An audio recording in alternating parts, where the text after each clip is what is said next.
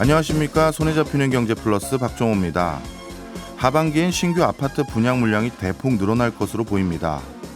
10대 건설사가 올 5월까지 20여 곳을 분양했던 것과 달리 6월, 7월 두 달 동안의 분양 물량은 이미 30곳을 넘었습니다. 전매 제한 완화, 1주택자의 기존 주택 처분 의무 폐지 등 부동산 규제가 완화되면서 시장에서는 청약 수요가 회복될 것으로 기대하고 있는데요. 실제로 최근 수도권을 중심으로 분양 성적이 좋은 단지들이 속속 등장하고 있습니다. 뿐만 아니라 수도권 아파트 값도 5주 연속 상승세를 이어가고 있는데요. 정말 부동산 경기가 바닥을 찍은 걸까요?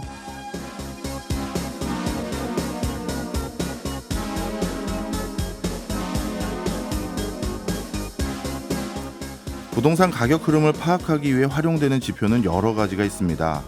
대표적으로 아파트 실거래가 지수, 아파트 거래량, 주택 구매력 지수, 그리고 미분양 물량과 전세 가격이 있는데요.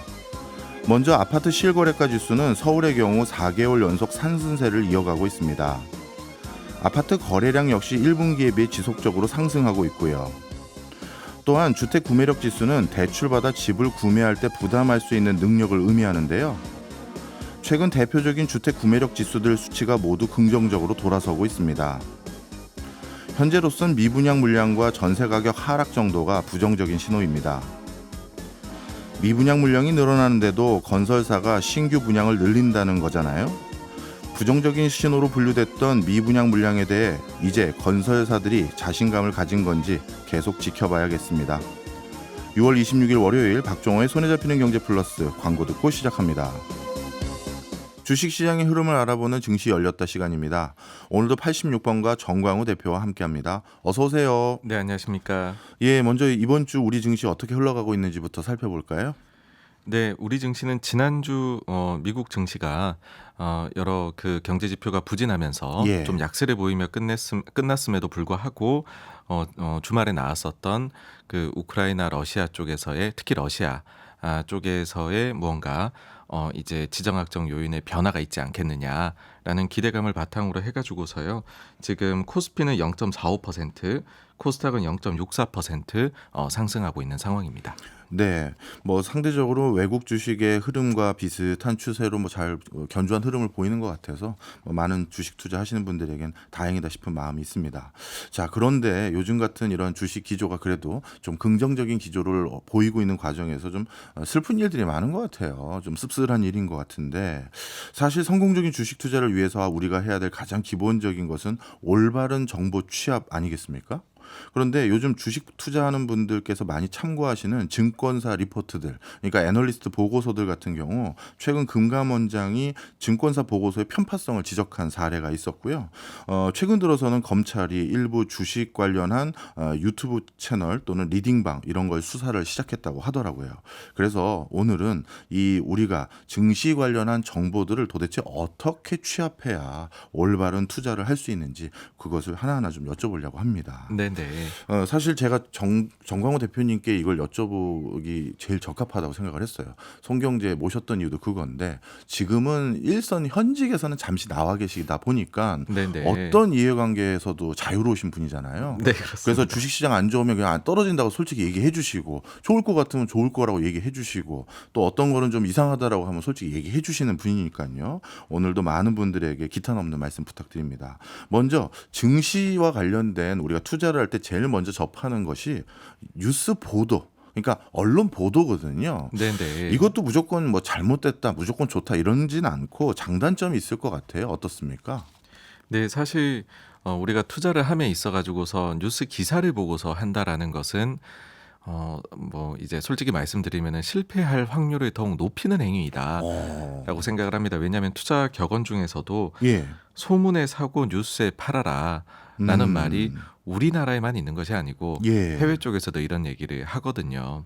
그러니까 그렇다라는 말 자체는 뭐냐 하면 주식이라는 것 자체가 그런 그 이제 여러 가지 뭐 호재가 되었던 악재가 되었던 그것을 선반영해서 움직이고 실제 그것이 드러났을 때에는 현실화 되었을 때에는 오히려 이것이 이미 그 이슈 덕분에 지금 주가가 이렇게 된 거야라고 하면서 뭐 올랐다면 오히려 빠지기도 하고요. 예. 내렸다라고 하면 오히려 오르기도 합니다.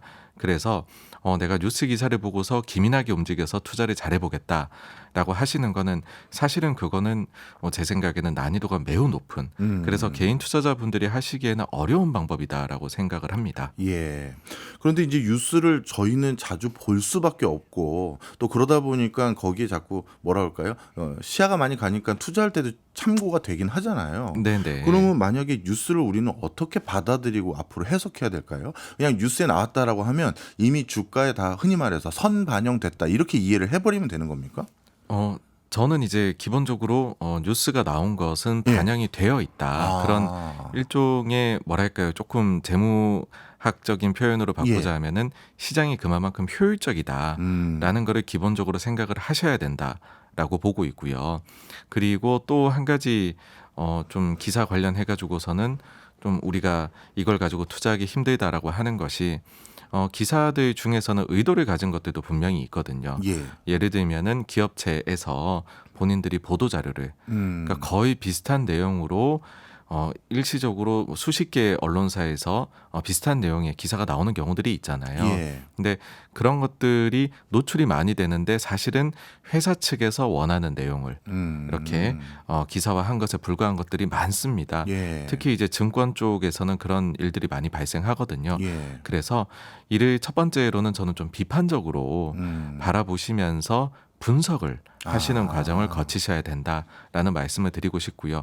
추가적으로 하나 더 말씀을 드리자면은 내가 보고 있는 기업들뿐만 아니라 내가 보고 있는 기업의 경쟁사들 네. 그리고 속해 있는 산업들 그것이 국내뿐만 아니라 해외까지도 해서 관련된 뉴스를 종합적으로 보시고서 이거를 비판적으로 받아들이셔야지 뉴스를 제가 볼 때는 제대로 이제 이거를 이해하고 활용하시는 것이 아닐까라는 생각을 합니다. 말씀을 듣고 보니까 진짜 그렇긴 하네요. 예를 들어서 어떤 기자님이 그 회사 내부 자료를 알 수가 없을 텐데 네네. 그걸 보도했다는 건 내부에서 그걸 줬기 때문에 가능한 것이니까 실제 기업 입장에서는 긍정적이고 뭔가 투자에 호재가 될 만한 회사의 긍정적인 정보들을 주로 많이 보여줄 수밖에 없겠네요. 예, 이해했습니다. 이번에는 유튜브라든가 요즘 각종 커뮤니티를 중심으로 한 주식 정보 취득에 대해서 여쭤보겠습니다. 최근 뭐 이쪽에 불협화음이 좀 있는 것 같아요. 네네. 흔히 뭐 리딩방 이렇게도 부르고 그러는 것 같던데 그렇지만 최근에는 어떻게 보면 뭔가 매체를 읽거나 분석하는데 좀 힘든 분들 같은 경우 그냥 화면만 틀어주면 주식에 대해서 또 최신의 흐름에 대해서 아주 일목요연하게 설명해주는 저도 참 귀에 쏙쏙 박히는 채널들 많았거든요. 그래서 그걸로 많은 정보를 얻어서 투자했는데 이건 어떻게 보십니까? 그러니까 그 새로운 정보 전달의 매체가 생긴다는 것 자체가 장단점이 있는 것 같습니다. 장점이라고 하면은 말씀해 주신 대로 정말로 시각적인 효과를 극대화해주고 또 여기에 상당한 전문가분들이 나와가지고서 뭐 다른 데서는 어찌 보면은 접하기 힘들었었던 예. 그런 이야기까지도 이런 새로운 매체에서는 하고는 하죠. 반대로 금융당국 입장에서는 새로운 매체가 생겨났었을 때에 이걸 가지고서 규제를 어떤 기준으로 할 것이냐 그런 것들이 또 미처 마련되지 못한 그래서 예. 소위 말해서 뭔가 구멍이 규제에서 발생할 수 있거든요. 그리고 예. 그러한 틈을 소위 말해 가지고서 업자들은 노려 들어갑니다. 그러니까 유튜브 같은 경우에도 그다음에 유튜브를 포함해 가지고서 뭐 트위터라든지 여러 가지 SNS들을 보게 되면 그러니까는 제일 이제 그 사람들을 소위 말해 홀리는 예. 그런 것이 어떤 부분이냐 하면은 여기에서는 뭔가 유튜브를 통해 가지고서는 사람들의 이목을 끄는 그런 이제 이야기를 하고서는 예. 그 다음에 이제 본심이 저는 나오는 거다라고 생각을 하는데 그걸 바탕으로 해가지고서 당신에게만 우리가 정말로 더 고급 정보를 줄 테니까 VIP 서비스에 가입을 해라라고 해서 고액의 네. 특히 1대1의 전문 상담 서비스를 개설을 하겠다. 네. 이런 식으로 이어지게 되면은 여기에 추가적으로 만약에 최소 얼마의 수익률은 보장을 해줄 수 있다라든지 뭐 적중률이 본인들이 몇 %이다. 뭐 이런 것들을 내세운다. 그렇게 되면은 이거는 의심을 일단은 해보셔야 됩니다. 그러니까는 이러한 행위들은 우리나라에서 이게 뭐 뭐 유튜브여서나 이런 게 아니고요. 기본적으로 금융당국에서 바라볼 때에 이 부분에 있어 가지고서는 문제가 있다라고 보고 있는 부분들이거든요. 그리고 또 다른 부분을 말씀을 드리자면은 허위 사실을 예. 유포를 해가지고서는 불공정 거래를 하는 행위들을 우리가 사실은 그 영상을 보고 있을 때는 알 수가 없죠. 예. 그러니까 이번 같은 경우에도 뭐 슈퍼개미의 유튜브를 통해 가지고서 매매가 있었다라는 것이 뭐 여기 이제 그 유튜브 채널에 있는 사람들한테 이야기를 할 때에는 이거 외국인이 팔아서 그렇다라고 했지만 알고 보면은 본인의 계좌를 가지고서 예, CFD 계좌를 활용해서 매도가 나왔다라는 식으로 지금 일단은 당국의 발표가 있는 거거든요. 예. 그러니까 그런 식으로 불공정한 거래나 이런 것들을 우리가 사실 눈으로 다 들여다보기 전까지는 알 수가 없습니다. 그래서 이제 그 종합적으로는 물론 금융당국에서 이거를 미리 알고서 차단을 해준다라고 하면 너무 좋겠지만은 예. 새로운 수단들이 생겨나는 그런 상황에서는 때때로 뒤처질 수밖에 없는 부분이 있습니다. 그러면 우리가 여기에서 속았다, 손실이 났었을 때에 100% 이를 보장을 받기는 어려울 수도 있거든요. 예. 그러면 일단은 이제 투자자들이, 정보 취득자들이 해야 되는 거는 본인들이 지킬 수 있는 방법, 미리 조심을 해야 되겠죠. 그래서 조심할 수 있는 그런 좀 방법들을 몇 가지 한번 말씀을 드리자면은요. 예. 앞서 말씀드렸던 확실한 수익률을 보장한다라는 얘기를 하는 거, 이거는 문제가 있을 수 있고요. 예. 그 다음에 돈을 맡아가지고 해주겠다. 근데 적합한 라이선스가 없다. 예를 예. 들어서 1인 매매 라이선스가 없는데 돈을 주면 맡아서 우리가 운용을 해주겠다라는 얘기를 한다든지요. 그 다음에는 그 이제 유사 투자 자문업 라이선스가 없는데 1대1로 고액으로 내가 상담을 해주겠다. 예. 이런 부분들이 나오게 되면 그러면은 여기는 의심을 반드시 한번은 해보셔야 됩니다. 예. 예, 그리고 또 한 가지를 말씀을 드리자면은요. 그러니까는 이런 행위들이 굉장히 이제 광범위하게 이뤄지는 거잖아요. 그래서 우리가 이제 물론 이제 마음에 드시는 그런 채널들로 본인의 성향이 보는 것들이 점점점 좁아지실 건데 네.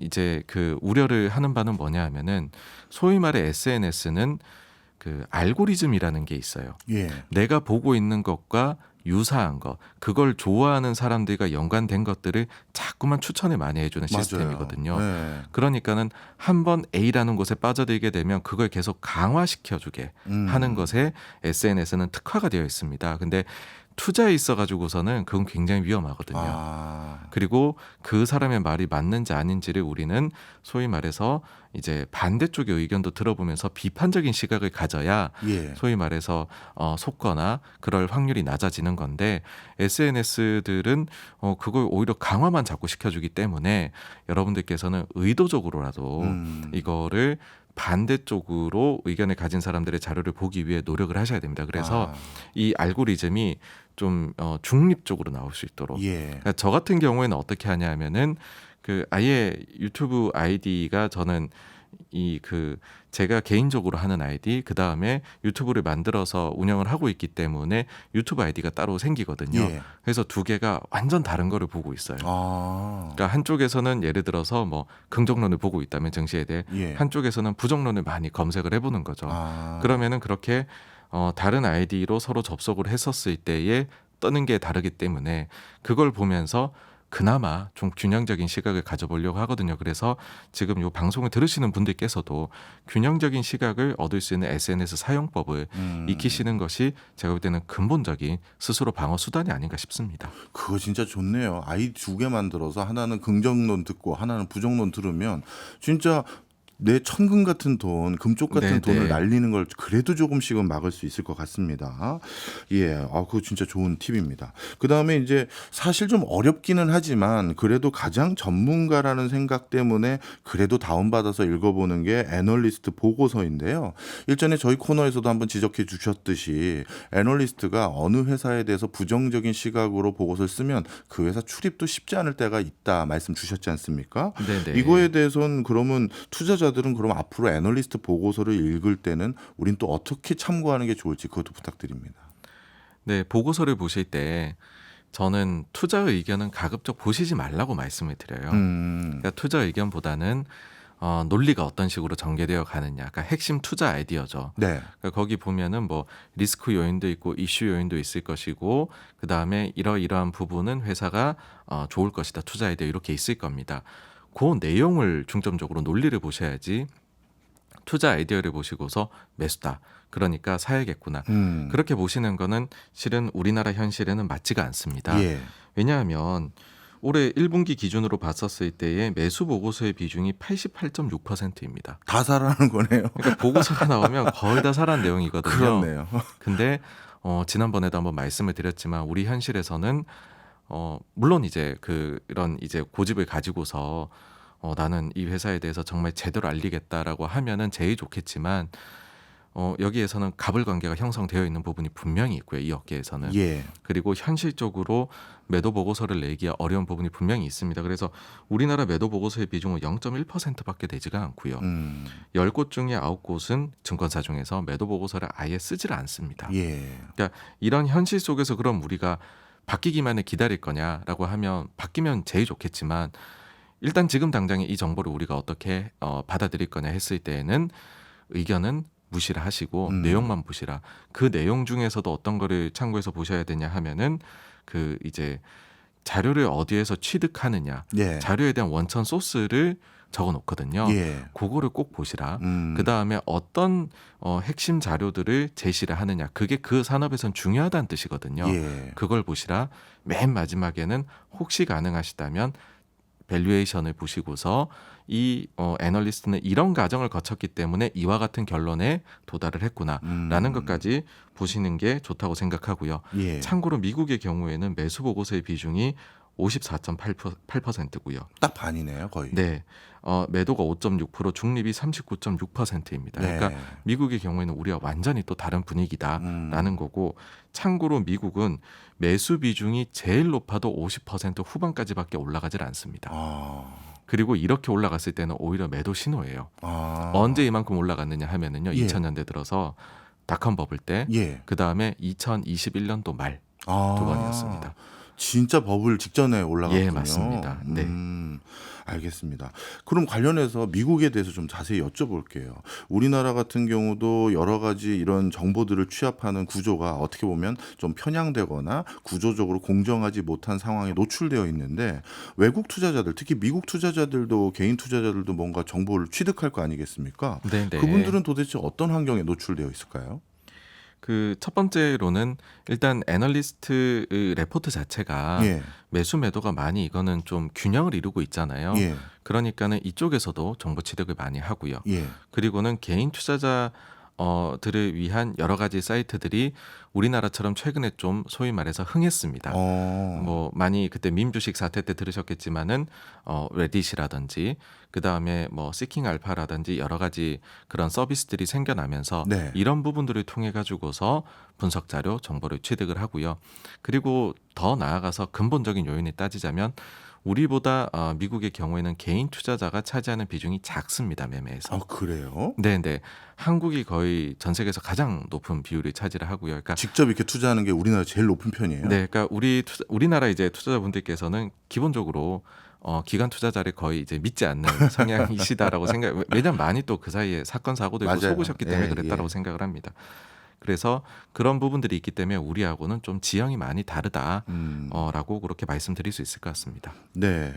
자, 그러면 이제 어쩔 수 없이 이제 마지막 대안을 하나 주세요. 정리를 한번 해주시면 좋을 것 같습니다. 지금 한국적 상황에서 공정하게 바뀔 것을 기대할 수는 없는 상황에서 일단 우리는 지금은 어떻게 하는 게 가장 바람직할까요? 그래서 지금 당장 눈앞에를 보고서 정보를 취득을 해서 이걸 투자에 활용하겠다라고 하시면은 힘들다라고 생각을 해요. 예. 왜냐하면 아무리 정보가 막 노이즈를 많이 끼게 만들고 그 다음에 분석 보고서의 내용이 정말로 현실과 괴리되게 나온다 하더라도 예.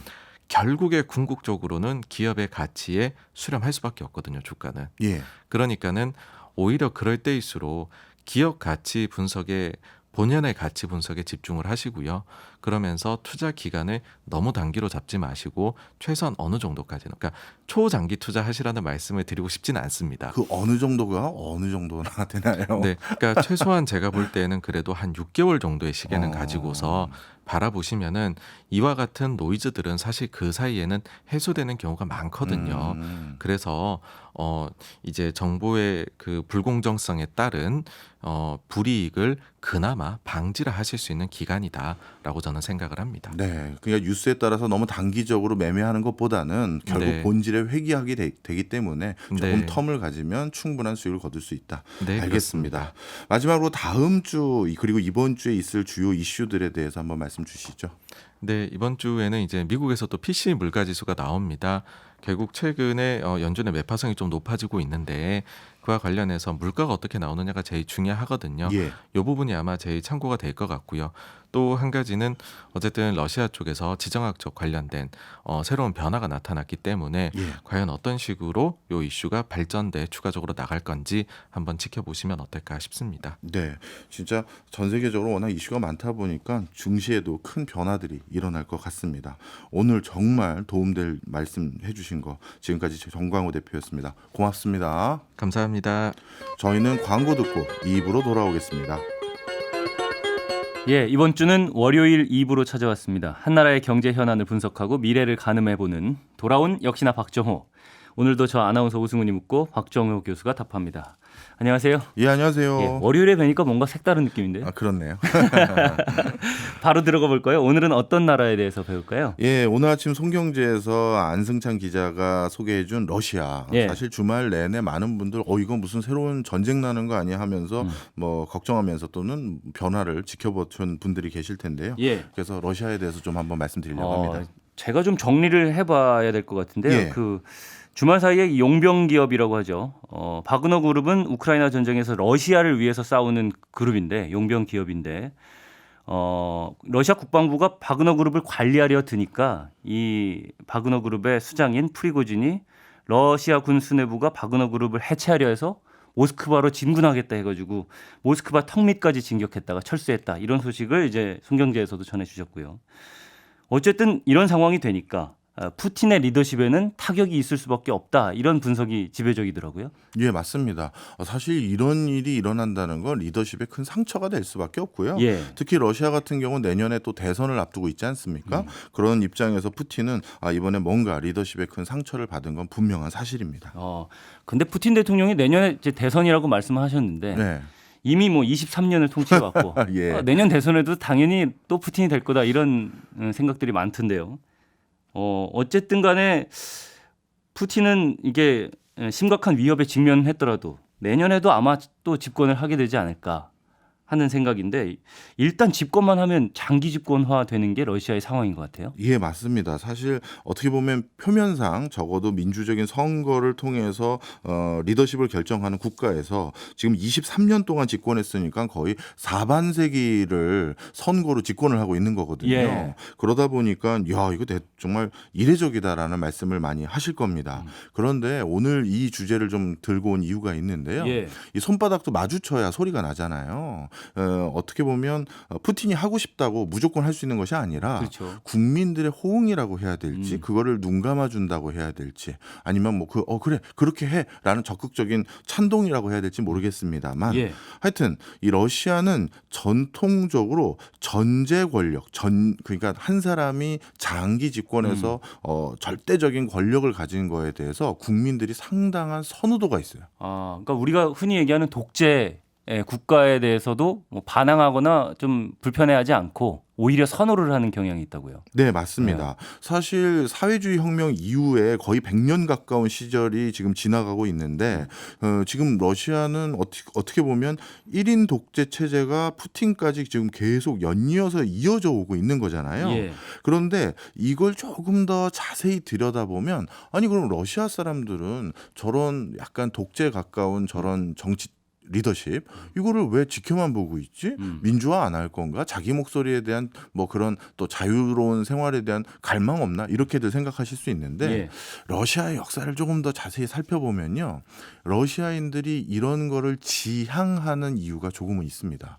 오늘 그거부터 먼저 말씀드려볼게요. 예. 근데 푸틴이 어쨌든 지금까지 러시아를 좀 재건하겠다 이런 욕심을 계속해서 드러내 왔고 전쟁 시기에 지지율이 계속 높아진단 말이죠. 이런 게 역사적으로도 관계가 있다는 말씀이신 거죠. 맞습니다. 네.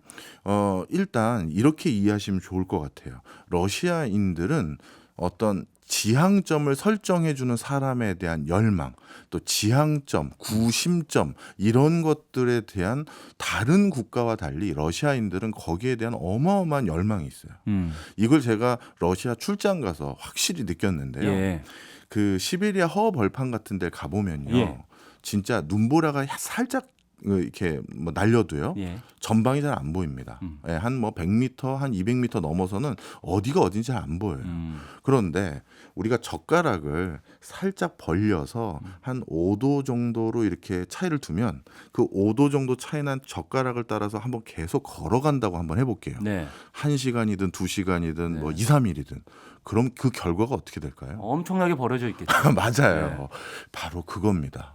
러시아인들은 그 시베리아나 영구 동토층에 가까운 곳에서 생활하면서 네. 내가 다음 어디로 이동을 하거나 마을로 돌아가야 되는데 그 이정표가 조금만 흔들려도 생명을 잃어요.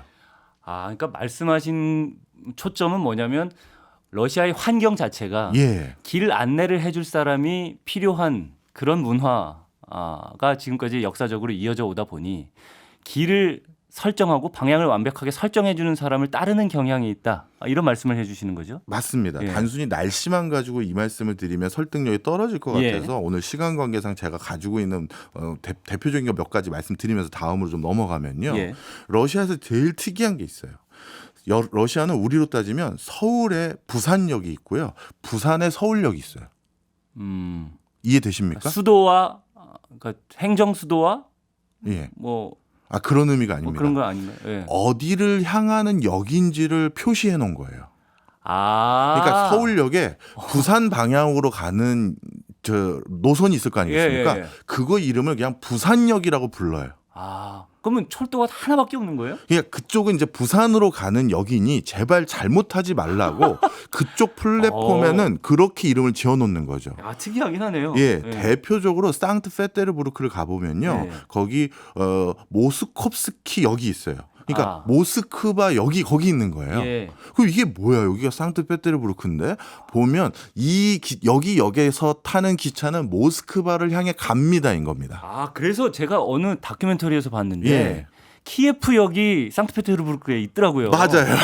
맞아요. 그래서 키이우로 가는 네. 여기다 그런 거군요. 그런 겁니다. 그러니까 한번 기차를 잘못하거나 방향을 잘못 잡으면 돌이킬 수가 없어요. 지금은 생명을 잃거나 그렇게까지는 안 되겠죠. 그런데 예를 들어서 제가 기차를 잘못 탔습니다. 네. 잠깐 잘못 타서 뭔가 이상한데 해서 역장을 불러요.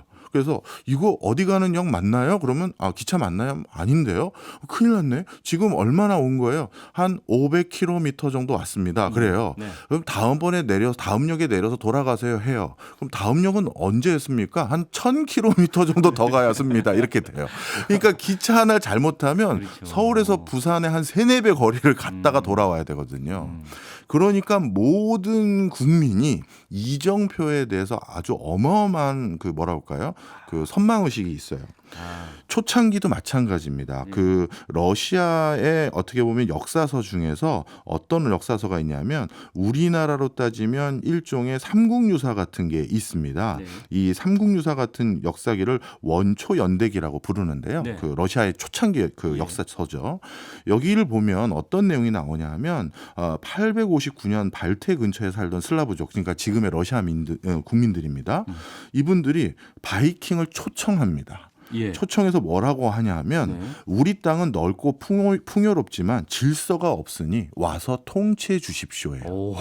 네. 다른 사람들을 불러다가 통치해 달라고 하는 경우도 있군요. 그렇죠. 본인들은 아직까지 국가의 꼴을 완벽하게 갖추지 못했기 때문에 우리는 못하니 누가 이정표와 방향을 설정해 달라고 부탁한 거예요. 예. 제가 초창기 어느 나라의 역사서에서 다른 사람들을 일부러 불러다가 우리를 통치해주고 방향을 잡아달라고 얘기한 사례는 사실 이거밖에 본 적이 없어요. 그러면은 푸틴이 어쨌든 강한 러시아를 재건하겠다라는 걸 공표하고 그러면서 전쟁 시기에 지지율이 올라가는 이유는 러시아 국민들도 전쟁을 통해서라도 어쨌든 예전에 그 강한 러시아를 만드는 그 푸틴의 그 지향점을 좋아한다 이렇게 평가를 할 수 있겠네요. 그렇죠. 뭔가 푸틴처럼 강한 리더십으로 우린 어디로 가야 됩니다 하는 선동 정치라고 해야 될지 예. 뭔가 비전 제시형 정치라고 해야 될지 그러니까 대화나 소통하는 게 아니고요. 그런 것들에 대해서 너무나도 오히려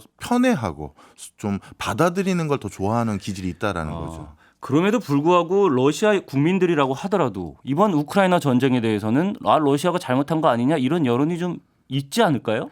이것도 좀 이제 말씀을 오늘 드리려고 이제 작심하고 좀 왔는데요. 예. 우리가 우리 언론을 통해서 듣는 이제 여러 가지 러시아 우크라이나 전쟁의 프레임은 우크라이나 입장이 좀 더 많이 전달될 가능성이 있지 않겠습니까? 그렇죠. 그런데 적어도 러시아에 체류해 봤던 사람들은 네. 러시아와 우크라이나의 관계가 되게 단순히 그냥 푸틴이 전쟁광이기 때문에 네. 아니면 땅에 대한 욕심이 있기 때문에 그냥 그렇게 단순히 일어난 것이 아니라 네. 이게 굉장히 좀 역사적으로도 오랜 관계 설정이 좀 있어요. 쉽게 말씀드리면 러시아와 그 우크라이나는 서로 형제 관계에 다름없거든요. 예. 실제 유전학적으로도 유전자가 거의 동일하고요. 언어 자체도 우리로 따지면 이렇게 보시면 될 것 같은데 서울말과 아주 심한 사투리 이 정도 차이밖에 없습니다. 그런데 이 두 지역 그러니까 우크라이나와 러시아는 서로를 어떻게 생각하냐 하면요. 일단 러시아가 우크라이나를 생각하는 방식은 배신의 아이콘입니다. 예, 이걸 아주 또 어디서 쉽게 알 수가 있냐면요. 예. 어떤 나라에서 어떤 인식을 가지고 있는지를 알 수 있는 제일 좋은 방법은 그 나라 문학 작품이나 예술 작품에서 알 수가 있는데요. 그렇죠. 대표적으로 차이코프스키의 오페라인 마제파라는 그 오페라가 있는데 네. 주인공이 바로 마제파 장군입니다. 네. 이 장군이 우크라이나인이에요. 네. 근데 이 우크라이나인인 마제파 장군이 러시아와 스웨덴 간의 전쟁 중에 표트르 대제라는 러시아의 가장 국민 영웅을 배신하고 스웨덴 칼 12세 편으로 넘어갔던 인물입니다. 예. 그러니까 우크라이나 출신은 우리 러시아를 배신하는 그 전형으로 그려진 게 차이코프스키의 오페라에도 있고요. 예. 시간 관계상 하나만 더 말씀드릴게요. 율브리너가 나왔던 영화로도 유명한 고골의 작품이죠. 대장 분리바라는 그 문학 작품이자 이제 영화도 있었습니다. 네. 근데 이 대장 분리바 역시도 러시아 장교가 주인공인데요. 분리바가 주인공인데 예. 이 사람도 우크라이나 출신이에요. 그런데 폴란드로 유학 가서 폴란드 여인하고 사랑에 빠져서 결국 조국인 러시아를 배신하는 걸로 나옵니다. 그러니까 러시아의 문화예술 작품들을 보면 우크라이나는 항상 우리를 배신을 자주 하는 사람으로 그려져요. 네. 이런 것들이 역사적인 좀 맥락이 있는데 그럼 우크라이나인들은 좀 억울하지 않아요? 우크라이나인 입장에서도 설명해 주세요. 이럴 수가 있지 않습니까? 네. 우크라이나인 입장에서는 그럴 만한 이유가 있어요. 항상 러시아를 본인들이 이용만 했다고 생각을 하는 거예요. 일단 유럽의 최전방 지역이죠. 네. 러시아 입장에서. 예, 왼쪽으로 있죠. 그러다 네. 보니까 외침이 들어왔었을 때 우리를 대신해서 막아줄 병참 기지, 그러니까 예. 선봉대 정도로만 생각한다라는 거죠.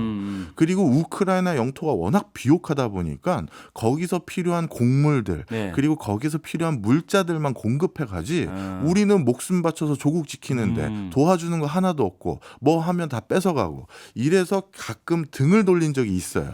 그러다 보니까 서로 간에 이런 반목들이 이번에 자연스럽게 또 한 번에 여러 가지 전쟁의 실마리까지 작용했다라는 게 그런 입장도 많이 있습니다. 그러니까 우크라이나 이번 전쟁이 어쨌든 말씀하신 대로만 따져보면은 역사적으로 국민들 사이에서도 약간 이렇게 반목하고 싫어하는 그런 분위기가 누적된 것이 없지 않다라는 말씀이신 것 같아요. 사실 2차 세계대전 전만 하더라도요. 우크라이나와 러시아가 다른 국가였어요. 우크라이나는 그 폴란드의 지배 아래 있었었고 그다음에 러시아는 오히려 그 우크라이나 동쪽 지방 가장 가까운 동쪽 지방만 동러시아라고 해서 자신들의 편제 아래 집어넣었거든요. 네. 그렇게 이제 구분을 확 해버린 거죠. 그러다 보니 서쪽 지방에 있는 우크라이나인들 입장에서는 항상 본인들이 필요한 부분만 취하고 버린 적이 있다라고 하는 그런 반목들이 계속 남아 있는 상황이죠. 네, 알겠습니다. 좀 이해가 되는 것 같아요, 이 상황이. 근데 매번 이런 얘기를 하다 보면 네. 이런 얘기로 좀 마무리를 짓는 경우가 있는데 질문을. 네. 우크라이나 침공한 지 벌써 1년 4개월 정도가 지났어요. 근데 이번 바그너 그룹 사건을 통해서 지금 나오는 분석들은 러시아 전쟁이 조만간 끝날 수도 있다 이런 분석들도 나오고 있고요. 예. 교수님은 네. 러시아 전쟁이 어떻게 마무리될 거다 이렇게 예상하고 계세요? 뭐 언젠지는 모르겠는데요. 예. 러시아가 항상 뭔가 결과가 안 좋았을 때는 1800년대부터 늘 결과가 똑같았어요. 러시아는 한 사람이 지배하는 거를 많이 좋아했고 예. 그런 방식으로 국가가 통치되어 왔고 그러다 보니까 한 사람이 모든 걸 다 알 수가 없어요. 지구상의 영토의 5분의 1을 다 가지고 있는 러시아의 이모저모를 샅샅들이 다 한 사람이 안다? 예. 알 수가 없겠죠. 그래서 러시아인들이 가장 뼈아파하는 알래스카를 미국에 팔았던 것도 그것 때문에 생겼습니다. 그때 알래스카를 통치하기 위해서 러시아가 공공기관을 하나 설립을 했는데요. 예. 러시아 아메리카 컴퍼니라는 RAC라는 회사를 설립했는데 그때 러시아 관료들이 거길 갔는데요. 예. 황제 근처의 사람들에게 잘못된 정보를 줘서 결국 알래스카가 팔린 상황이 된 겁니다. 예, 알겠습니다. 그런데 이번에도 현장에서 그런 일들이 일어나고 있는 것 같아요. 네. 어쨌든 오늘 러시아 국민들의 인식 또 성향과 관련된 그 이야기들을 역사와 문화와 연관지어서 잘 얘기를 해주셨습니다. 재밌었고요. 벌써 이제 퀴즈 내드릴 시간이 돼서 퀴즈 빨리 내드리도록 하겠습니다. 오늘 퀴즈는요. 우크라이나 남쪽에서 흑해로 돌출된 반도가 그 주인공이고요. 1954년 우크라이나에 편입됐다가 1991년 소련이 해체하면서 우크라이나 내에 크림 자치공화국이 들어섰습니다. 그러다가 2014년 3월 러시아가 무력 합병한 곳인데요. 국제사회에서는 러시아의 땅으로 인정하지 않고 있습니다. 러시아와 우크라이나가 영토 분쟁을 벌이고 있는 이 지역은 어디일까요가 오늘의 퀴즈입니다. 오늘도 힌트 주셔야죠. 예, 제가 몸이 이렇게 부해진 이유가 항상 저는 그 커피숍에서 예. 그 크림 올려드릴까요?라고 물어보면 꼭 올려달라고 말을 했어요. 요렇게 힌트가 들어올 수도 있군요. 예, 커피랑 관련된 크림 올려드릴까요? 예. 네. 정답은 문자로만 받겠습니다. 단문 50원, 장문 100원이 드는 문자 샵 8001로 보내주시고요. 정답자 중에 3분 뽑아서 커피 쿠폰 2개씩 바로 보내드리겠습니다. 오늘 러시아 전제 정치에 대해서 이제 문화에 대해서도 알아보고 또 러시아와 우크라이나 간의 전쟁에 대해서도 살짝 짚어봤는데요. 이제는 시간이 다 돼가지고 제가 하나 더 질문을 드릴까 하다가 마무리를 해야 될 것 예. 같습니다. 일주일에 딱 한 번 제가 진행하고 박정호 교수님이 답하는 시간입니다. 가장 궁금한 나라의 속사정을 들여다보는 역시나 박정호.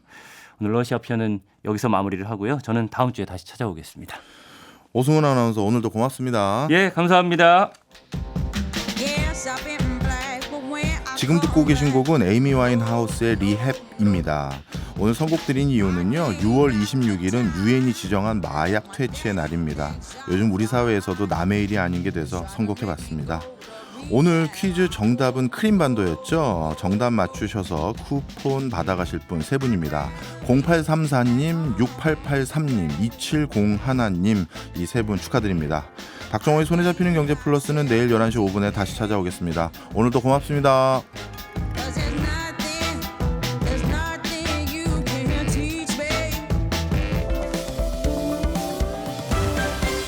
경제 생활의 플러스가 되는 아주 경제적인 시간. 박정호의 손에 잡히는 경제 플러스.